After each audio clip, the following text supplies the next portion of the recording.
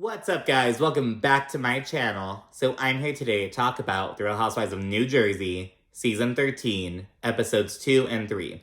So I'm a little tardy to the party, but we're still going to talk about it. A lot happened in these two episodes. And I'm really liking New Jersey so far, and I honestly love the newbies. I like Danielle, I like Rachel, I like Jennifer Fessler. I love them already. But yeah, so we'll just jump round into it. So episode 2, Family, Family, Family. It starts out with Jennifer and Dolores. They're going at it at the whole little charity calendar shoot thing. Jennifer just stormed out, and she called Dolores an old fucking handbag. And inside the home, everyone's kind of like, oh my gosh, what just happened? This is the first, big blow-up of the season. Melissa says that Jen just really doesn't feel as though Dolores cares about her. But in response to this, Dolores is like, well, how dare she fucking say that? Because I went up against each and every one of you in defense of her. Because remember last season, it was very anti-Jennifer all around. But Dolores was kind of giving her grace, kind of like playing devil's advocate when she'd be with the other ladies. You know what I mean? So she's like, I went up against every one of you in defense of Jennifer. So how dare she say she doesn't feel like I care about her? Because I did care. And then meanwhile, we see Bill's trying to calm Jennifer down in the car. And Jennifer's just big mad, and it's just like, she's really, Dolores just does not give a fuck about her. And that's it for that event, and there's a little montage. The only, noteworthy thing is that says that, Teresa is, 67 days out from getting married. They have a guest list around, 200, 250, I think, 200-ish. We then found out that Melissa, she was asked to go to LA to, present an award, but she was asked to do it with Teresa. So you're, respectively preparing to head out over there.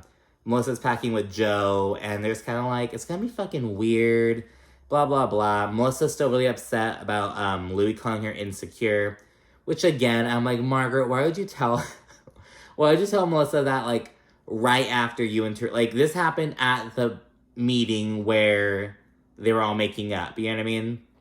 So it's Margaret made up with Teresa, then immediately went and said it. Teresa's gonna be pissed about the fucking reunion. I can guarantee it. But I get it, you know what I mean? Whatever. And Joe, though, he's mainly upset about the whole seating arrangement at the engagement party. Because remember, there were, two tables. One table had Teresa, Louis's family, Teresa's daughters, all those people. And the other table was, basically everyone else. And Joe and Melissa were at that table. So yeah, and that comes up again later on. But first, we see Jennifer have Danielle over. Danielle brings her kids. They are 7 and 4. And Jennifer's 2 youngest kids, they're 9 and 11. They're also at the house and whatnot. And yeah, Danielle's just gushing about Jennifer's home. She's like, oh my gosh, this is the Caesar's Palace of Paramus.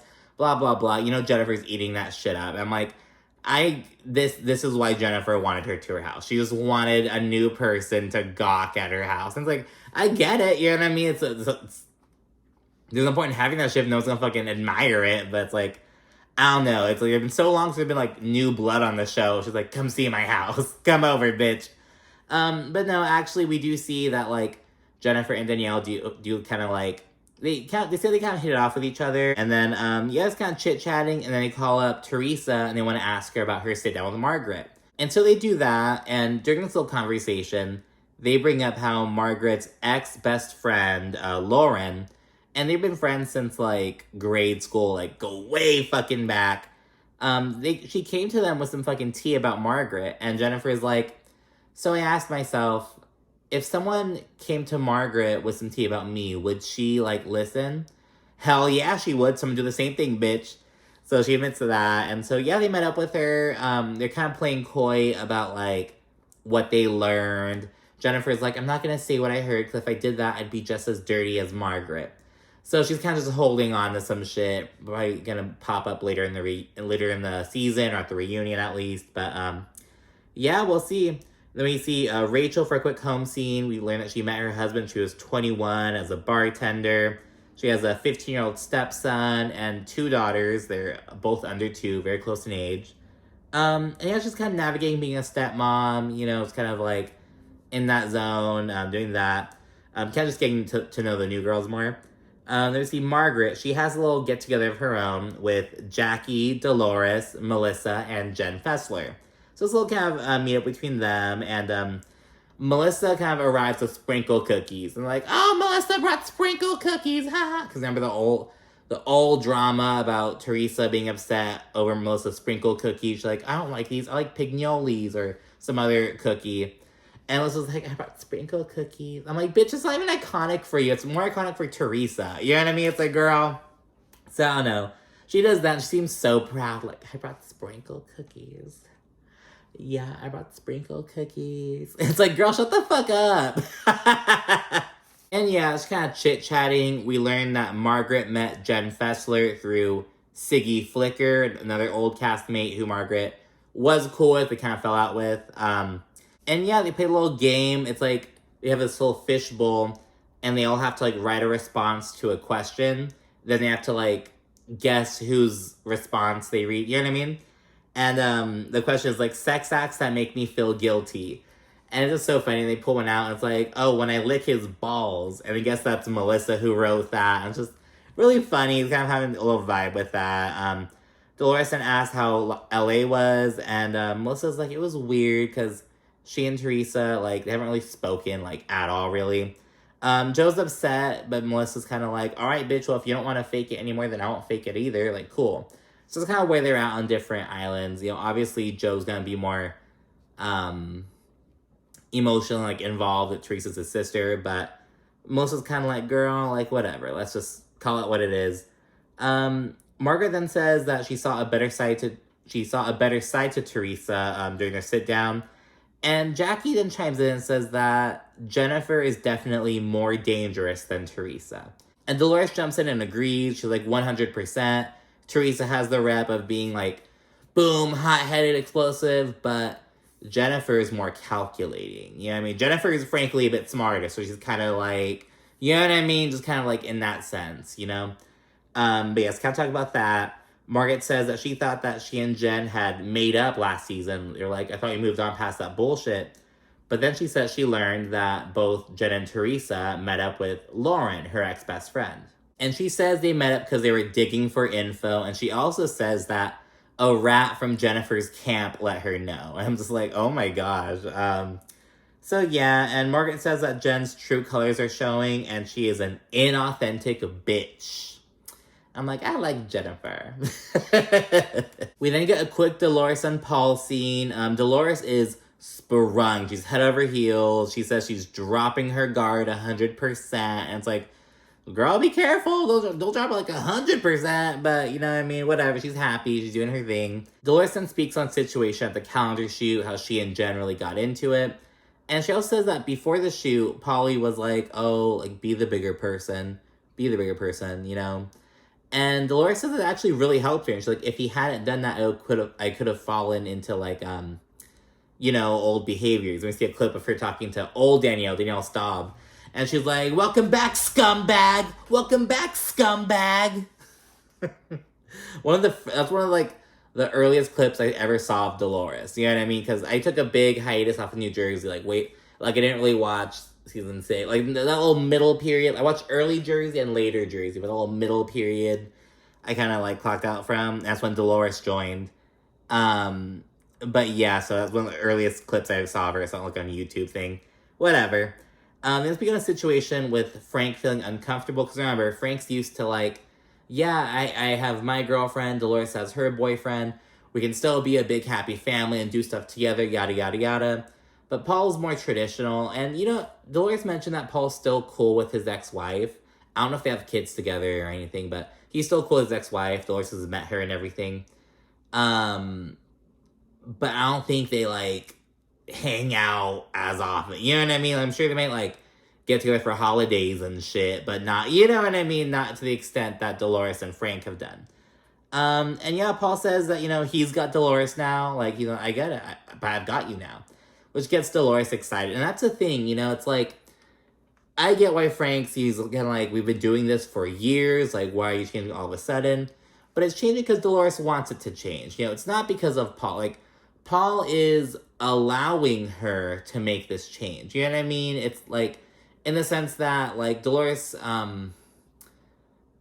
don't know how to explain it. It's like she feels secure with him. You know what I mean? Like, because Paul's here, she feels like she's able to change this dynamic. You know what I mean? And Frank's a big boy. It's like, bro, are you kidding me? It's like, you can't live on your own? You can't get a condom, just do your own thing? Like, what's the whole situation? Now, I do get, because he's constantly in and out of the hospital. They mentioned that he had some fucking, his bowels stopped moving for like 12 hours or some shit. They stopped working for like 12 hours. He's like, has all kinds of health problems, I guess. So it's like, maybe that's why he wants someone around. I don't fucking know. But it's just like, I don't know. It's weird. It's giving, like, midlife crisis dude, low emotional intelligence, blah, blah, blah, which is, like, so stereotypical, you know what I mean, for Frank's type. But it's like, I don't know, man. But anyways, yeah, Dolores is excited because she feels like Paul's got her. And that's why it's like, Dolores wants this change, you know what I mean? Like, fuck it. We didn't see all the ladies get their invitations to Teresa's wedding. It's like this box, all these flowers, and it has this, like, plaque on top with it. It's really pretty. Everyone's gushing about it. It was like, oh my gosh, it's so beautiful, blah, blah, blah. Joe Gorga, he's saying that it's going to be an awkward wedding, just like it was awkward in LA. And Joe also kind of talks some shit about Louis, because he says that Louis is just adding fuel to the fire. And this is going to be a theme kind of throughout this episode and the next one. It's going to double recap, but everyone seems to blame their family member's partner for, like, it's kind of fucking weird. It's like, so you're mad at Louis for how your sister's treating you, but not mad at your sister. And I can get why they'd be like, oh, you know, because since he entered into the picture, it's different. Kind of like how Frank is with Dolores. But it's like, well, they have the opportunity to, you know what I mean? And it's like, you can't put that all on the guy, you know, on the partner, you know what I mean? Like, it's just, I don't know. They seem so quick. Like, Danielle even says it later on. She's like, I feel like my brother's wife is kind of the reason why our relationship isn't that good. And it's like, well, girl, is it? Like, is it the wife? Like, doing wrong, I'm sure there's situations where, like, yeah, it is. You know, they don't fuck with them. And they're like, blah, blah, blah. But every time? Like, you don't think your brother's own emotions factor in at all? You don't think this is your brother's choice at all? You know what I mean? Like, like, as Melissa says, she's like, I am here trying to advocate for Joe and Melissa and Teresa to get on good terms again. But she can only do so fucking much, you know? But, it's really weird. They're so quick to, like, blame the family member's partner for the switch-ups. And it's like, okay, whatever.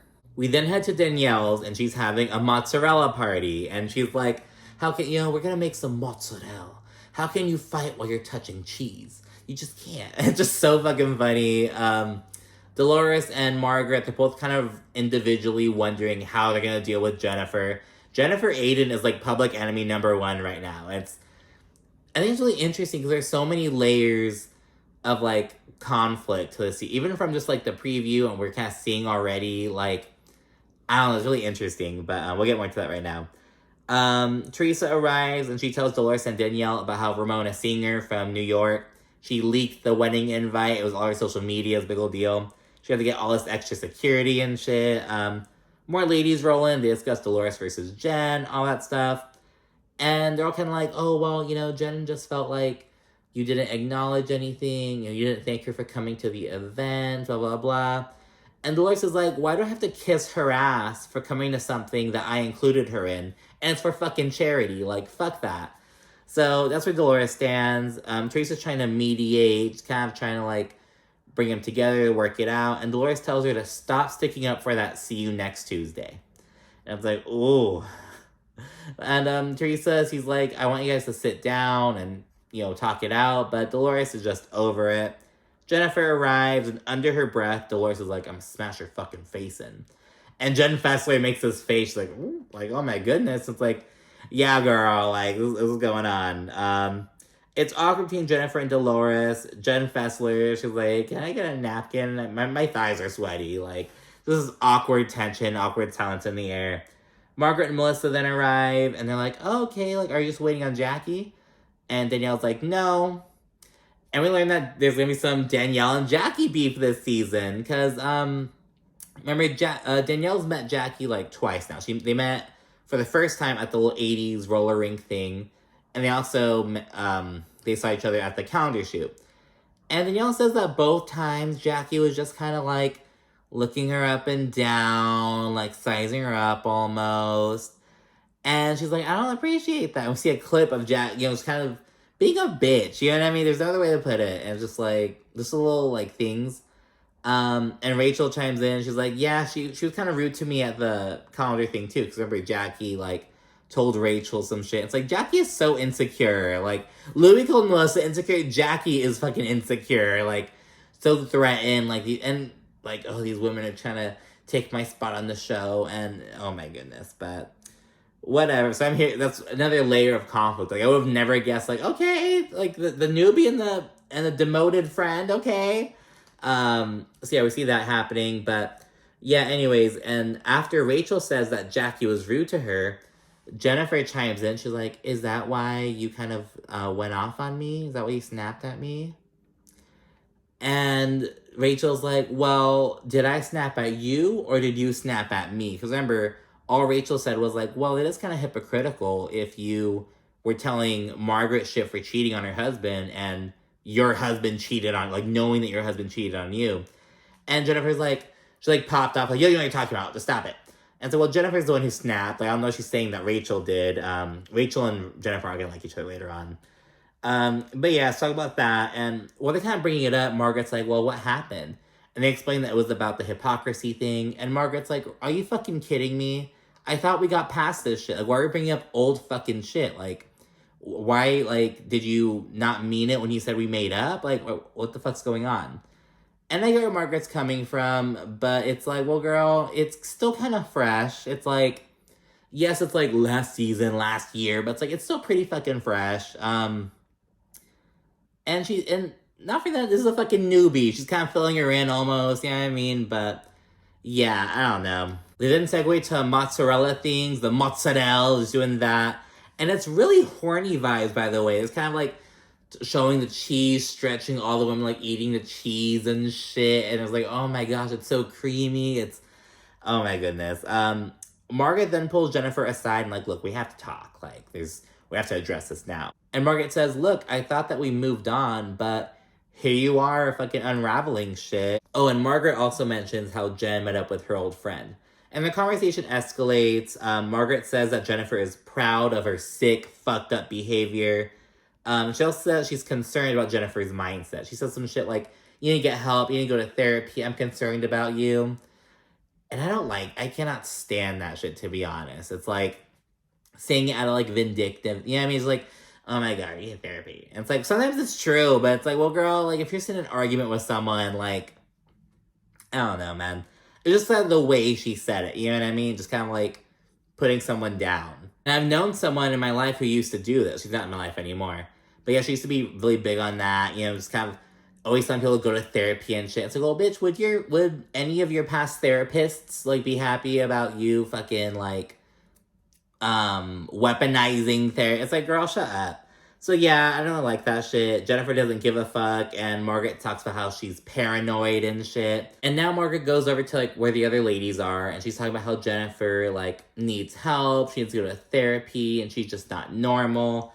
All this shit, she says she doesn't think normally, and it's like, oh my god. Jennifer then pops off, and honestly, I don't blame her. Like, I've done the same thing. She gets all upset at Margaret, and then Margaret brings up how Jennifer has issues with her and Dolores. And Jennifer's like, I don't have issues with Dolores. Dolores has issues with me because she doesn't give a fuck. So, Dolores who? We're good. And yeah, this pisses Dolores off, of course. She goes and confronts Jennifer. Both are saying that the other, like, badmouth. They like, oh, you badmouthed me. No, you badmouthed me. They're accusing each other of the same thing. Jen Fessler tries to, like, mediate. And she's like, look, no one wants to own up to their own role in it. Like, blah, blah, blah. But Dolores shoots her down. She's like, Jen Fessler, wrong time, wrong group of people, like, nope, not happening. And then Teresa intervenes, and she kind of, like, settles everything down, because she's like, well, look, guys, my wedding's coming up, I'm not planning on having assigned seating, so, like, you guys better behave, it's kind of talking about that. And then Margaret chimes in, she's like, oh my gosh, really? The last time you didn't have assigned seating, there was, all that drama, referencing the engagement party drama where Joe and Melissa were sitting at the other table, blah, blah, blah. So she brings that up. And so Teresa, she's like, oh, like they wanted to sit at that table. I asked them to sit at my table, but they didn't want to. And Melissa's like, Teresa, are you fucking kidding me? So yeah, Melissa denies this. They're conversing, and Teresa brings up how she was upset that Melissa didn't defend her against Margaret. And Melissa's pissed. She's like, girl, what do you want me to fucking do? I told Margaret to shut up so many times. The bitch wouldn't shut up. What do you want me to do? Like, again, they're so quick to blame other people. And it's just, weird. So yeah, Melissa's pissed. She brings up how Teresa's always like, family, family, family. When in reality, it's just bullshit. And that's episode 2. Let's go into episode 3. So episode 3, Boys Will Be Boys, starts with Teresa and Melissa still going out with each other. Melissa says that, no one opened their arms more to Louis than she and Joe did. And they, like, genuinely want to see her happy. They're like, we've seen you through it all, bitch. We want to see you happy. So they say that, and then Melissa then says, I just wanted to correct the engagement party matter. I'm fine with the wedding thing. I'm fine with not being in your wedding. I'm fine with not being a bridesmaid. Like, that's cool. I just want to correct the engagement party thing. And then Teresa, she didn't ask if Melissa would want to be in her wedding. All late, all last minute. It's like, why? Like, Melissa, she says, like, oh, like, no, it'd be like going to an ex-boyfriend who just wants to hit you up. Like, no, like, it's been said and done. It's been decided. Like, no, I don't have to be in your wedding. It's fine. So they do that. I'm just really confused about why it's almost seems disingenuous. You know what I mean? So, like, what's the fucking point? Like, at this point, like, what? So, yeah, that happens. And it's all good, though. So most of the clients are all good. They hug it out. Whatever. End of the mozzarella party. Now it's a new day. We see Dolores and Paul. They're at the house and getting ready to have Frank over to do his photo shoot. He's doing Easter, so he's gonna be like the Easter bunny, blah, blah, blah. And so at the reunion, Frank referred to Paul as Buzz Lightyear. And he kind of does have that same face shape. But Paul, he now calls Frank Mr. Potato Head. So kind of running with it. So he's like, oh, Mr. Potato, blah, blah, blah. They're always busting each other's balls, as Dolores says. She then kind of yells at Frank because he arrives and knocks on the door. Then he just walks in. She's like, Frank, you can't do that anymore. Like, I've got a man now. I can't fucking just walk in. So it's like, it's going to be things like that. Dolores is just setting boundaries. You know what I mean? And just Frank just cannot take it. And so, well, bro, like, I don't have to fucking tell you? But yeah, Frank and Paul agree to each other. Frank invites Paul to an upcoming guys' night. Says they want to kind of just be all good. Be one big happy family, whatever.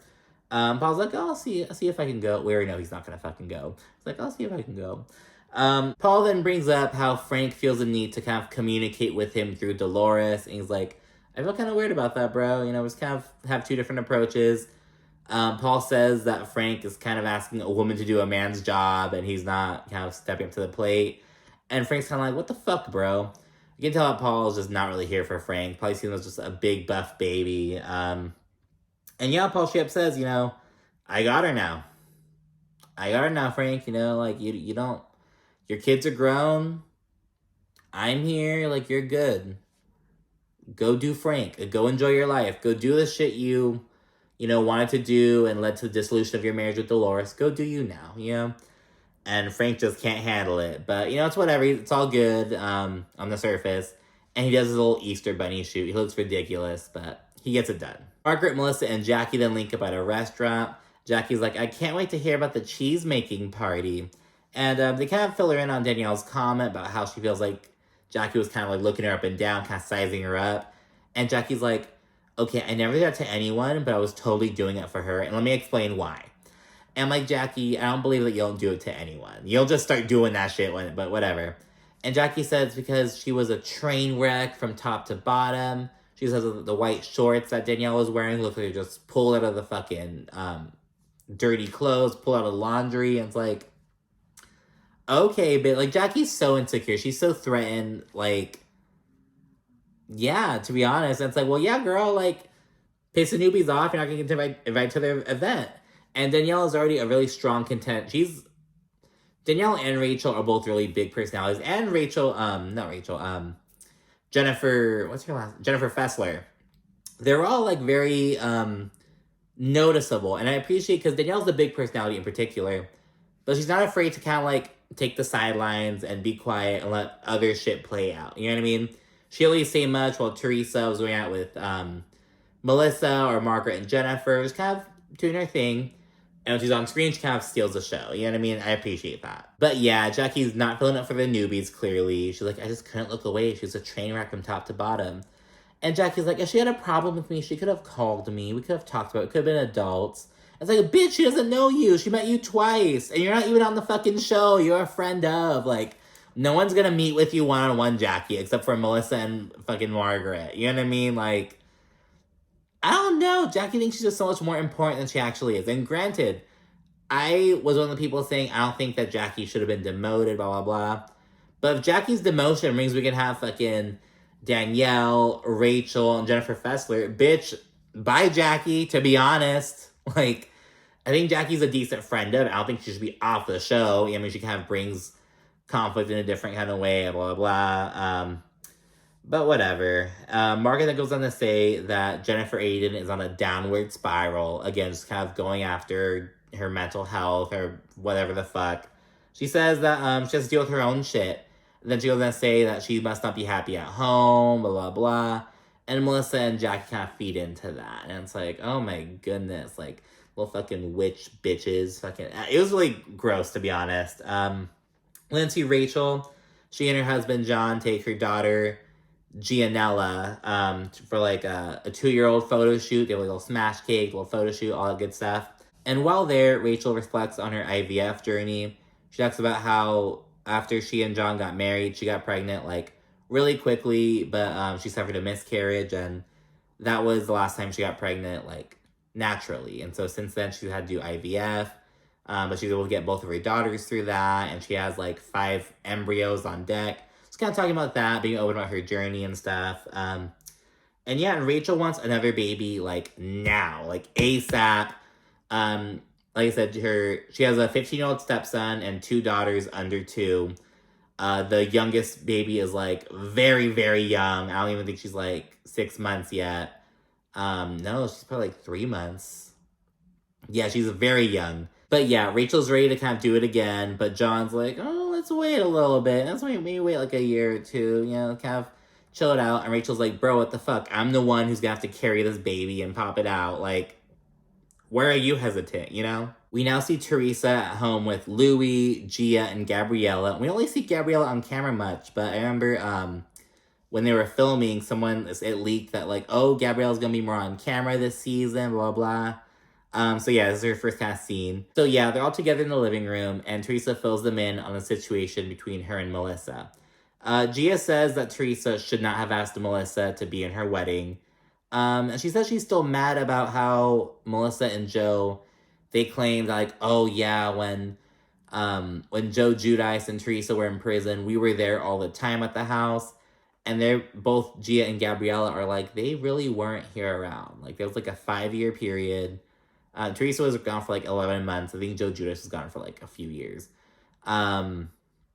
But yeah, so they talk about that. Gia says they're only ever around if there was a fucking camera. It's like, oh my goodness. So, yeah, it's getting there. Gabriella then says her piece. She's like, why would they even like say that? Like, that's just completely like, Gabrielle seems a lot different. So it seems like Teresa and Gia are kind of like similar-ish. Gia's also said that in the past, so she's very like Teresa. Gabriella seems a bit different. Like, she's just a bit more like, when she was talking, she was just kind of like speaking very like matter-of-factly, but she was getting like little hives on her neck, kind of like keeping it more in. I don't know. Just the way they expressed their emotions about the situation was interesting, in my opinion. Yeah, just like seeing people's individual personalities come out as they get older, and the kind of like how it meshes with their families. You know what I mean? It's really interesting to me. But yeah, so that's that. She's visibly bothered by the whole thing, just kind of like, what the fuck? It's kind of furthering the rift between the family, the Gorgas and Giudices. Then we see a scene between Melissa and Danielle. They're in New York City. And Danielle's there because she wanted to kind of pick Melissa's brain a little bit, because Danielle has a children's line called Bougie Kids. And Melissa has her store, a little boutique. And she's like, I just want to kind of see see what's up. So Melissa's there kind of doing some buying for the store, and Danielle's just there kind of just seeing what's up, joining her. Melissa tells her about Jackie's comments, about how she was like, no, she basically admitted that, yes, she was looking you up and down because she thought you looked like shit. And so Danielle's like, yeah, like, I made the right move. I called it from a mile away. And she says that she can call a spade, and Jackie is a judgy bitch. And it's like, ooh, I love it. Danielle then swiftly steals the show. She brings up how she doesn't want Teresa and Joe to get to the point where she and her brother are at.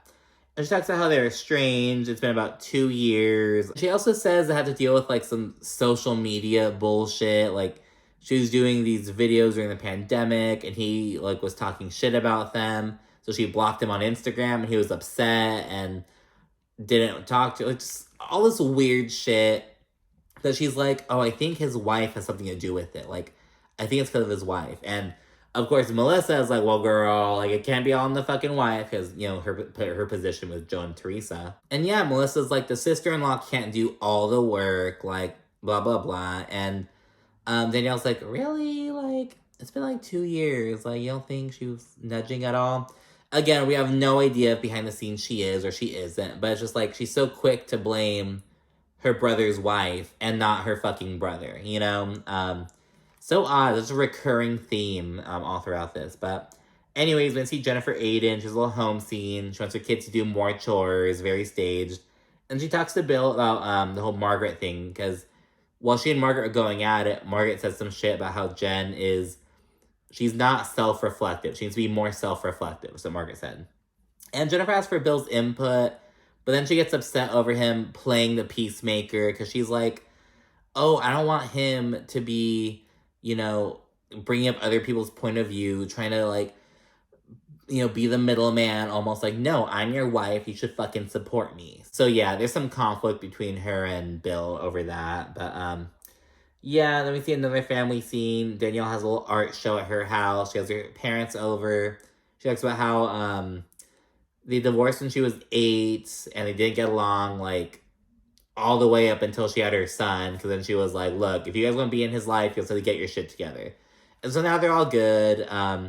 So they have her daughter, like, go out there and, you know, show their little art pieces. A little cute scene, you know, flowers for her and everything. And then we learn more about the whole estrangement dynamic. Neither Danielle nor her mother speak to the brother. And the dad is really emotional about it. He even gets to the point where he's crying about it, just saying he just wishes his kids would be able to get along. Danielle reflects on how, you know, she would be heartbroken if it happened between her son and her daughter. Then she says something weird about how, like, oh, but I'll make sure that's never gonna happen, though, because I tell my son all the time, if he marries an evil bitch, I'll poison her. And it's like, I was like, okay.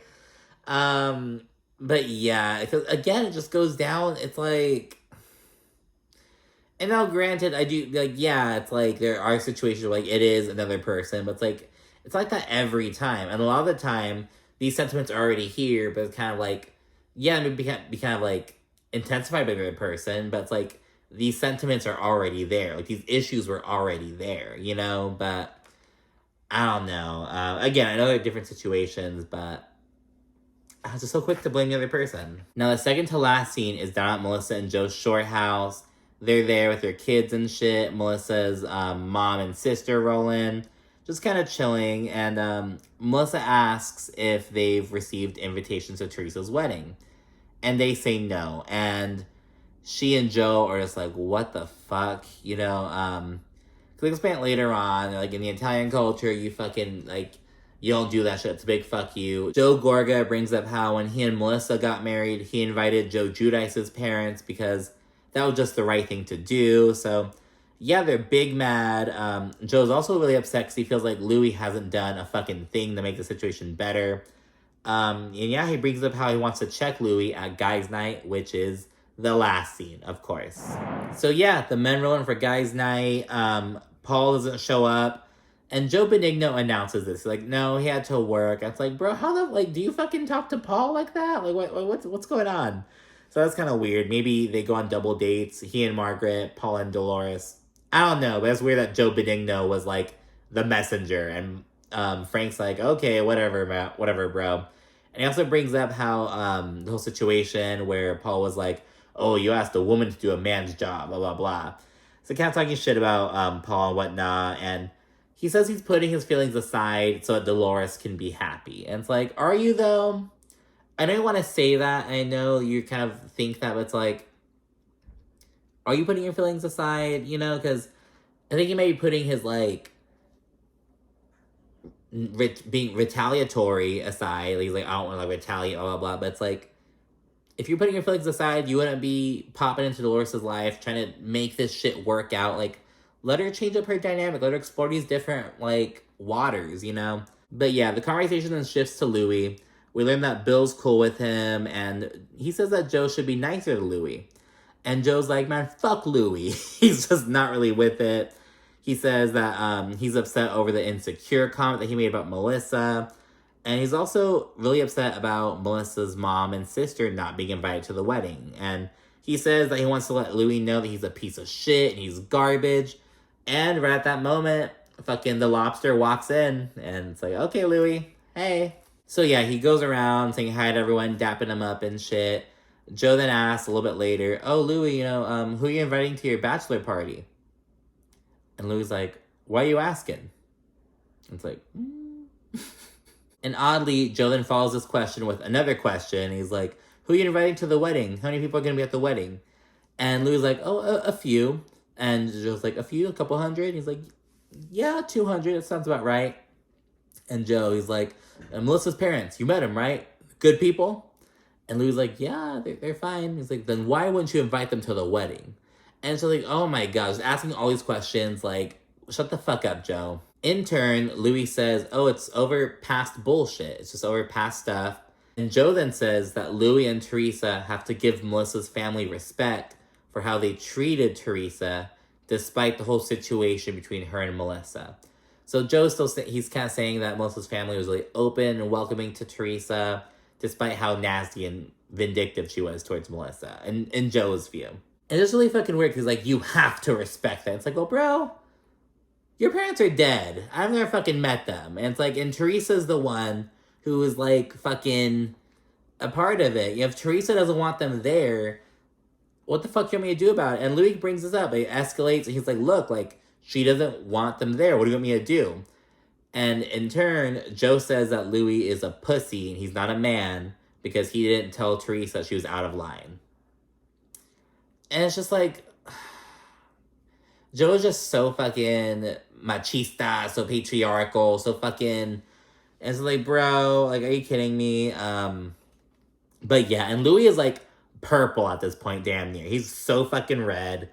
And yeah, and Joe then said, and it escalates. Joe's like hitting the fucking table, blah, blah, blah, saying the whole like, fuck Louis up.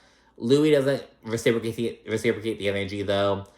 The other guys at the table kind of chime in, and they're like, oh man, like, I'm Italian. I know that is a big fuck you. Like, that's not cool, man. That's one thing. Joe Benigno's a bitch. I'm gonna just say that. It's like, who are you to chime in? Like, he's like, that's not cool. I'm Italian. I know how it works. That's not cool, bro. It's like, well, bro, Teresa doesn't want him there. Like, fuck you. Fuck this traditional bullshit. Like, why should she have people at her wedding? Like, why? If she doesn't want you at her fucking wedding, you don't go to her fucking, you don't go. Like, and yeah, I get why they say it's a big fuck you. You can read into it like that. It shouldn't be as big of a fucking production. You know what I mean? Especially with Joe Benigno's fucking ass. I don't know why Joe Benigno bothers me so much. It's something about his face.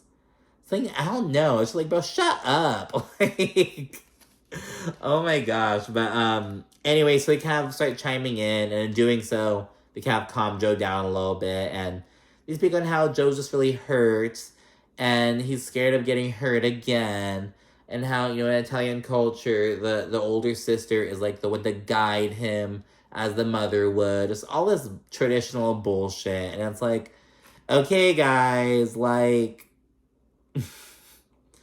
I don't know, man. It's like, let Teresa do her thing. Maybe she's fucking breaking these, like, obligations, you know what I mean? It's just like, I don't know. But yeah, it ends on a calm note. Louis kind of being on his therapist mode, saying that Joe and Teresa need to really talk it out, because if they don't talk, they can't work through anything. And that's the end of the episode. So yeah, just a bunch of like traditional family-based stuff on top of like getting to know the newbies better. And I love these newbies. I'm with it. So but yeah, that's it for this episode. So thank you so much for watching, and stay tuned for more. Thanks again. Bye.